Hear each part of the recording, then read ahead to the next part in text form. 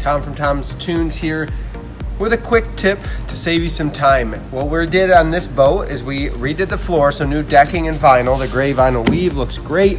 We're reusing their furniture, we're reusing their railings and their rub rails. So a quick tip, it's gonna save you a ton of time, is I'm gonna get the railing system back up here, but I'm gonna move it inside. In a lot of boats, and this one in particular, your rub rail and your railings correspond. So this hole here in the railing is going to line up with this hole here in the rub rail. So what I'll do is I'll make sure my rub rails are all put back on where they go. Then I'll go through and drill all my holes just straight through the wood, maybe through the cross member if it ties in all the way around the back side. Now, all I need to do is line up that hole, take one of my deck bolts,